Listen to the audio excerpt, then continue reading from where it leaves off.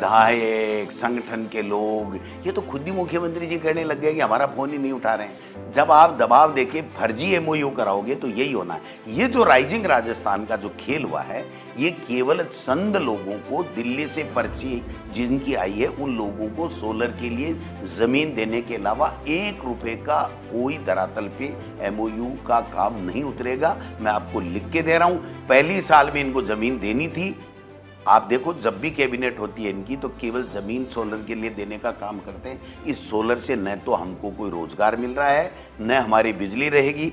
आप देखना कि जो सोलर लेकर के ये लोग बाग जाएंगे और जितनी किसानों की जमीन से चीर करके बड़ी बड़ी लाइनें लेके जाएंगे, कितना बड़ा नुकसान होगा आप बताइए। उनको कोई मुआवजा 30% देने की डीएलसी की बात कर रहे हैं, लेकिन आज वैल्यू क्या है। तो जितना ये इन्वेस्टमेंट लाने की बात कर रहे हैं, उससे 10 गुना तो किसानों का उस लाइनों से हो जाएगा। आप बताइए, गुजरात अगर यहाँ से लाइन जाएगी जैसलमेर से, तो आप समझ सकते हो कि पूरे किसानों की जमीन बर्बाद हो गई। और मिला क्या? बिजली चली गई। दूसरे बड़े उद्योगपतियों को या दूसरे स्टेट्स को बिजली देंगे, राजस्थान को तो कुछ मिलना नहीं है भाई साहब। ये जो जमीन देने का खेल है, कुछ बीजेपी के नेता भी इसमें शामिल हैं, उनको भी ये जमीन देने की चेष्टा कर रहे हैं और कुछ बड़े लोगों को दे रहे हैं। बाकी आम गरीब को, आम इन्वेस्टर को, जो हमारे स्टार्टअप करने वाले लोग हैं, जो आज स्नातक बेरोजगार हैं, इंजीनियरिंग किए हुए हैं, उद्योग धंधा लगाना चाहते हैं, उनको किसको एक बिस्वा भी जमीन दी हो तो मुझे बताओ ना। क्या किस बात की टींग आंग रहे हैं बड़ी बड़ी बात। और खुद मुख्यमंत्री जब कह चुके कि हमारे फोन नहीं उठा रहे हैं, तो आप समझ सकते हो कि ये सारा का सारा नाटक केवल बड़े उद्योगपति लोगों को जमीन देने का था।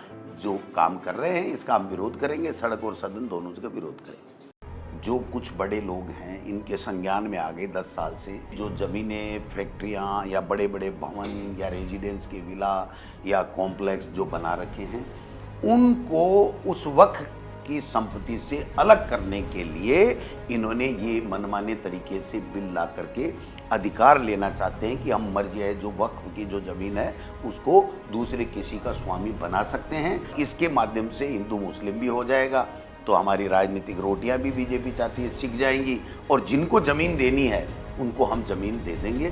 तो ये जो 70 साल से गंगा जमनी तहजीब और जो कानून स्थापित थे, जिस कानून से ये देश में भाईचारा बढ़ा हुआ है, संपत्तियां सरकार की, वक्फ की और सुरक्षित हैं, उनको औने पौने दामों में कहीं न कहीं ये अपने निजी लोगों को लुटाने के लिए इस प्रकार के कानूनों में संशोधन रहे। बिल की आवश्यकता क्या पड़ी? आप कम से कम उद्देश्य और कारण तो बताओगे ना।